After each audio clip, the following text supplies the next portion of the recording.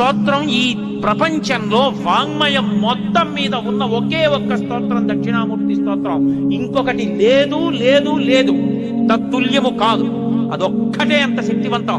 అందుకే శంకరాచార్యుల వారి వాంగ్మయం అంతా ఒకెత్తు, సామాన్యుల కోసం ఇచ్చిన దక్షిణామూర్తి స్తోత్రం ఒక్కటి ఒకటి.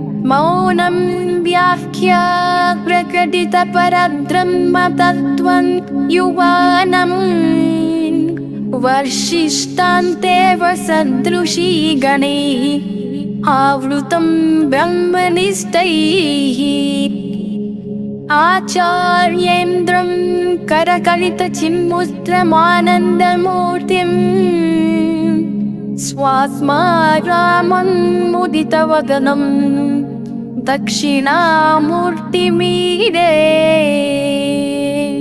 फोटविटपि समीपे भूमिभागे निश